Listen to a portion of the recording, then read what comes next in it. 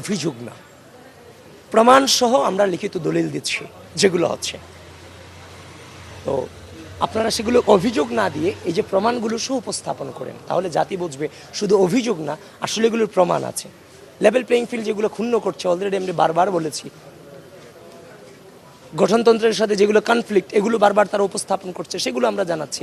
মানে এগুলো যদি অভিযোগ আপনারা তুলে ধরেন তাহলে তো সমস্যা, তাহলে আছে নেগেটিভ ইম্প্যাক্ট পড়ে না। অভিযোগ বলতে হচ্ছে যে প্রচারণায় আচরণবিধি লঙ্ঘন হচ্ছে, সেগুলোর প্রমাণ আদি আমরা সুষ্ঠুভাবেই প্রশাসনের নির্বাচন কমিশনের কাছে জমা দিয়েছি।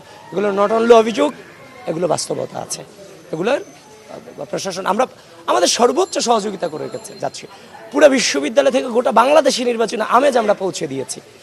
তো সুতরাং আমরা তো সর্বোচ্চ সহযোগিতা করছি। এরপরে যদি প্রশাসন লেভেল প্লেইং ফিল্ড, নির্বাচন কমিশন লেভেল প্লেইং ফিল্ড তৈরি করতে ব্যর্থ হয়, সেটা তাদের ব্যর্থতা। এখনো পর্যন্ত বিভিন্ন গ্রুপ সম্পর্কে আমি বারবার বলে যাচ্ছি, ঢাকা বিশ্ববিদ্যালয়ের শিক্ষার্থী সংসদ 1, শিক্ষার্থী সংসদ 2 সম্পর্কে অভিযোগ দিয়েছি। আমি যতটুকু জানতে পারছি এগুলোর বিরুদ্ধে ব্যবস্থা নিচ্ছে প্রশাসন। কিন্তু ডাকসু কিন্তু শুধুমাত্র ঢাকা বিশ্ববিদ্যালয়ের ম্যাটার না, এটা গোটা বাংলাদেশের ম্যাটার। তো সুতরাং গোটা বাংলাদেশব্যাপী যে গ্রুপগুলো মিস ইনফরমেশন, ডিসইনফরমেশন ছড়াচ্ছে, রাষ্ট্র সেগুলোকে কন্ট্রোল করতে হবে।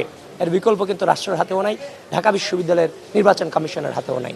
আমি বারবার বলে যাচ্ছি, আমরা রাষ্ট্রের তরে বেড়ে উঠেছি, শুধুমাত্র নির্দিষ্ট গণ্ডির জন্য বেড়ে উঠিনি। এই রাষ্ট্রে যখন কেউ কথা বলার সুযোগ পায়নি, সেই সময়টাতে সর্বস্ব হারিয়ে সকল মায়া ত্যাগ করে রাষ্ট্রের জন্য আপসশীল ছিলাম। এই জন্য ডাকসু শুধু ঢাকা বিশ্ববিদ্যালয়ের ম্যাটার নয়, এটা রাষ্ট্রের ম্যাটার। রাষ্ট্রকে চারদিক থেকে কন্ট্রোলে রাখতে হবে সব কিছু।